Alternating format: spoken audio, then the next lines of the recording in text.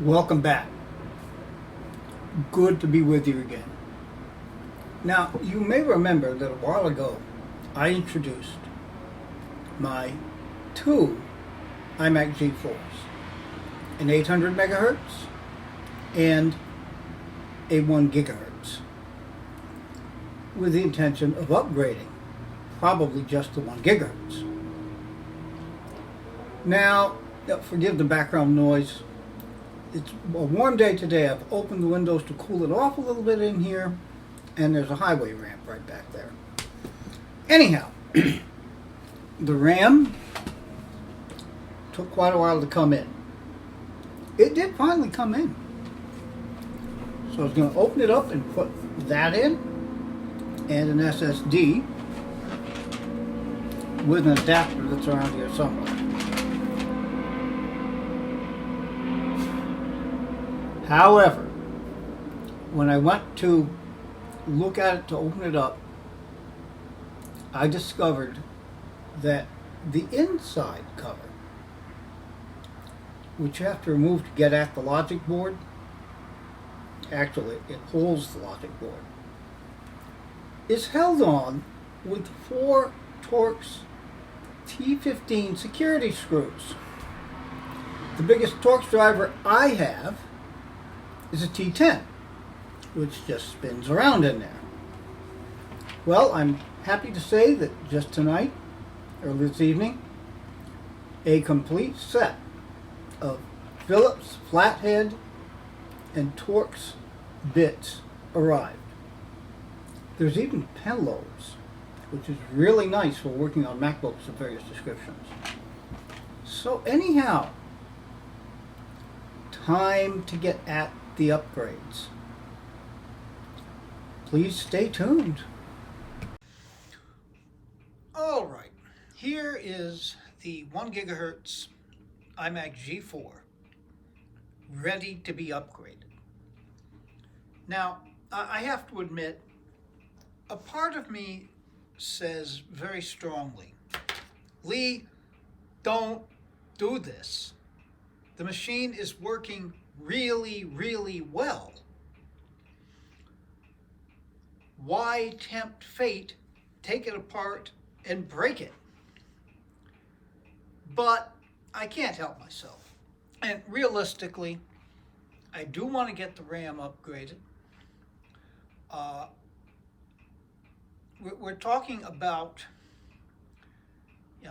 17, 18-year-old hard drive that could conceivably fail at any time, and I should do something about the PRAM battery. All right, before beginning the disassembly, I'd just like to point out one of the things I've always marveled at in Apple engineering. Look at this bottom plate. It's absolutely beautiful. The shine on it. That Apple logo in the center. It's really beautiful. Yet, the computer sits on top of this. Nobody ever sees this. I would certainly call that attention to detail. This bottom cover comes off by loosening 4 Phillips head screws. The screws are captive. You can tell when they come loose. They are pretty tight in this one.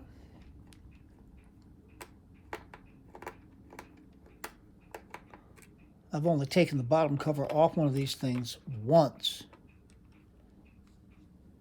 And I've never gone further than that. Yet I know someone has been into this because just from the specs of the RAM has been upgraded. They ship with 256 megabytes of RAM, and this has 1.25 gig. So, and off comes that plate. So yeah, there's the RAM that has been added, and that is a 1 gigabyte stick. And we have already an Airport Extreme card. No way of knowing whether that's been added as an upgrade or whether this one shipped with the Airport Extreme on. But both of these, this is considered by Apple anyway, the user serviceable part, where anybody should be able to take that bottom plate off, upgrade this RAM module. At any rate, I believe these shipped, this was empty, and add Airport Extreme. And even if they ship without the airport card, you would find the airport antenna. Now, the bottom plate would be removed. Actually, it's a bottom cover here. The logic board sits on top of this plate, and this whole bottom cover comes off. You've got four, these are the Torx 15s I was mentioning earlier. I now have a Torx 15 driver. Before I do that, I'm going to turn the base. And if I've got this right, this should enable me, once it's open, to just lay down. I disconnect the IDE cables, which would need to be disconnected probably anyhow. Then you can just lay the base down without having to disconnect anything else, I hope. All right, now, once these screws are out, and these do come all the way out, the bottom cover takes some force to come off. The reason for that, this plate contacts heat sinks on the other side. There's thermal paste, of course, on that. So basically, this is thermal pasted together. Now, I'm going to do this off camera. These are evidently very, very long screws. It takes quite a while to take them off. So you should rejoin when I have removed successfully this bottom panel and we can see the logic board. Then again, if I am not successful, this video will probably never see the light of day anyway. So stay tuned. This won't take long for you anyway. Well, the screws came out. One of them had some Loctite on it and did not want to come out. That happened to be the first one I took off. The others did not and came out quite easily. And surprisingly, this bottom plate disengaged quite easily. And once I disconnected the IDE cables and turned it slightly, I was able to simply lay it down without disconnecting a whole bunch of other cables in here, which would have been a pain. All right, now, just to get an idea, there's the PRAM battery. Now, the battery has life in it, obviously, because the clock has not been a problem. But just to be on the safe side, since I have the darn thing off anyway, I'm going to just go ahead and replace it. I may make use of this battery in a computer where it's just a lot easier to get at, since it does clearly have life in it. This would be the 256 megabyte module of RAM that will be replaced. Obviously, very simple process. Take that out. And you can see, boy, there's a lot of dust that's built up in here. So we're going to have to give this a cleaning. Man, there is dust all over this thing. But easy enough to deal with. Now, to get at the the hard drive to remove it, there's a cage here that connects the hard drive with the optical drive. This will all have to come out. There's a series of screws that need to be removed, some of which are going to be a little bit of a pain to get at, but yeah, there are screws up here and here.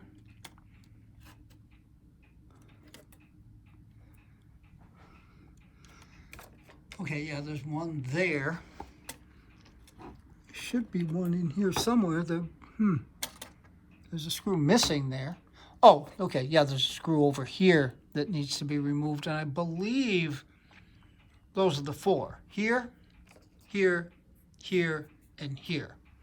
So I'm going to go up and get a can of compressed air, do some cleaning of this thing first, then we will get at taking out the drive cage and getting that SSD in there. So we'll be back. Just a very quick update. 3 of the screws are out. They came out fairly easily, although they are also affixed with Loctite. But I wanted to point something out. I believe there is supposed to be a cage attached to this assembly that would screw in to these empty holes here, and it's not there. So clearly someone must have been inside this machine before. I guess I'm not going to worry about it a whole lot since everything is working fine, or at least it was working fine until I started to mess with it. All right, so yeah, I just wanted to point that out before I go ahead and futz around getting the drive cage out. All right, we have a Seagate Barracuda, 80 gigabytes, and it is the Apple branded hard drive, which leads one to think, I know these came with 80 gigabyte hard drives. I am quite sure then that this is the original. You know, it's funny. I keep seeing the bottom plate to it, and whenever I see it sitting over here, looking at, oh good Lord, I didn't put a plate away. All right, yeah, I was taken a bit by surprise. There's a plastic, well, I guess it's plastic, tape cover on the hard drive, I imagine to keep it from contacting metal anywhere else in here, which didn't make it completely clear where the screws were. There are 4 screws that are, yeah, they're all there. 4 screws that are holding the hard drive into the cage. They won't be very valuable in reaffixing the SSD into the cage. I was able to get the Molex connector out. Yay! I had to use a pair of pliers to do it. That's very common. Old Molex connectors, particularly one, it's been sitting in there for 17 years, I guess. 17, 18 maybe, I'm not sure. But it did come out. I could not for the life of me get the Molex connector out of the optical drive. So, well, this is not exactly how I wanted to do it, laying the optical drive down on the logic board itself while I do this. And that's what I ended up doing. Okay, so I'm going to have to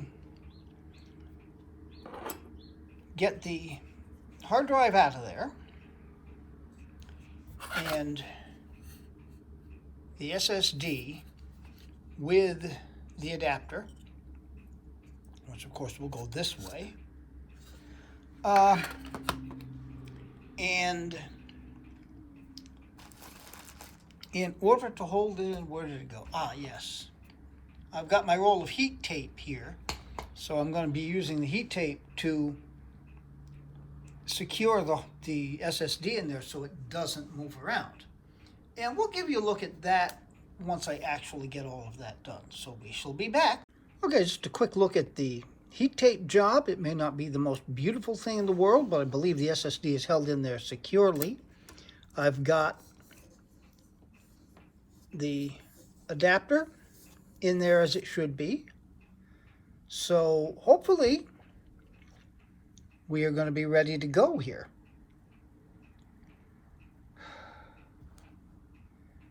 I am just hoping that everything's going to work the way it's supposed to given jumper settings. But I guess we'll find that out, because I really would rather not have to take this apart again. All right. Stay tuned. Okay, the drive is in. The new RAM is in. New PRAM battery is in. Now, before we put this thing back together, there is a task to be accomplished.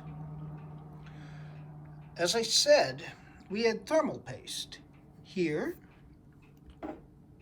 and here, which contacted the top of the case here and here. That needs to be cleaned off and then new thermal paste attached. Now, we have here a spring. I don't know if I can get that off with one hand.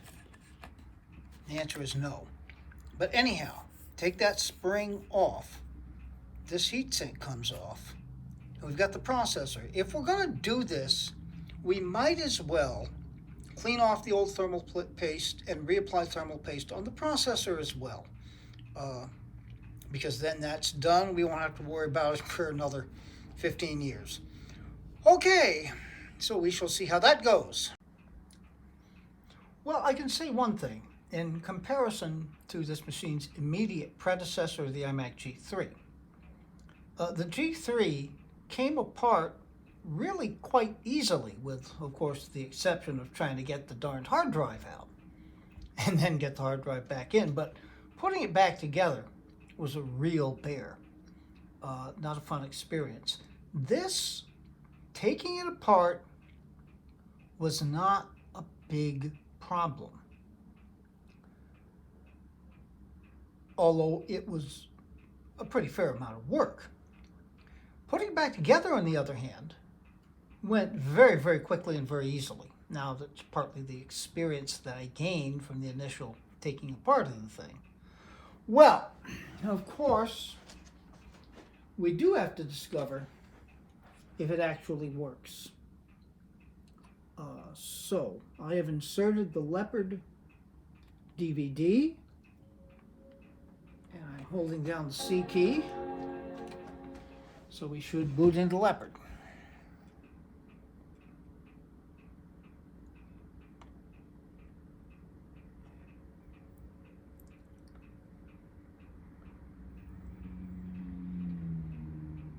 All right, we do have video. Okay, so we are booting onto the DVD now. That is a good sign.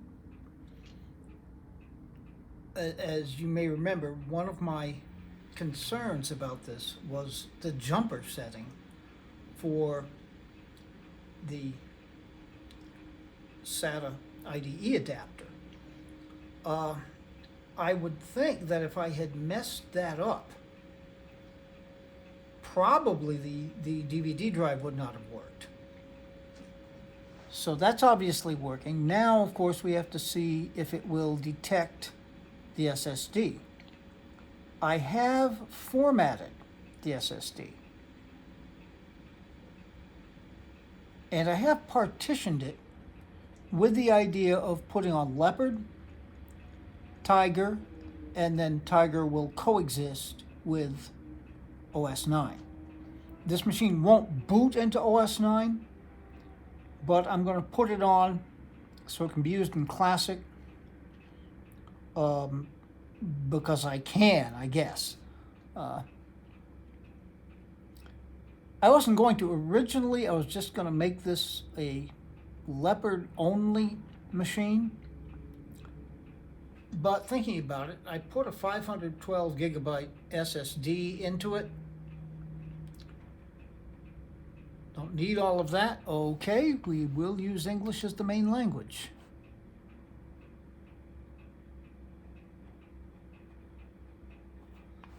Okay, quickly we'll look in utilities. Disk utility.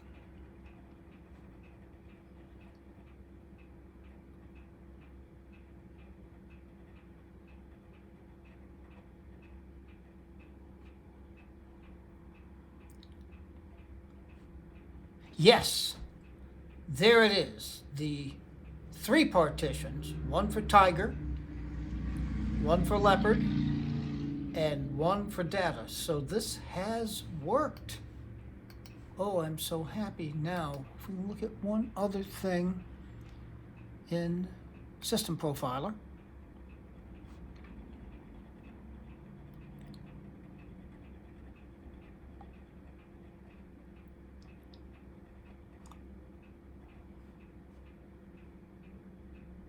And the memory reads as 2 gigabytes. We're there. We are there. All right. So, everything worked. Well, I am now going to install Leopard. That, of course, will take a while. If you want to see the Leopard installation, I've got at least a couple of videos where that happens, so I won't take your time now. We may have another clip where we come back and have a look at the finished installation just to show that it actually worked. But it seems like this was a very successful upgrade on what really has proven to be a very, very good machine. So yeah, I'll do one more clip just when it's all up and running. So stay tuned. All right, the installation finished. The machine has now restarted. You just missed the chime. But of course, we should never miss an opportunity to enjoy a macOS welcome video.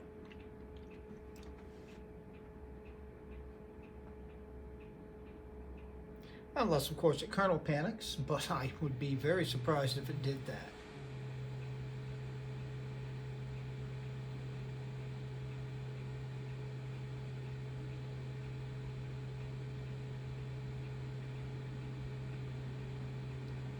So we're beach balling.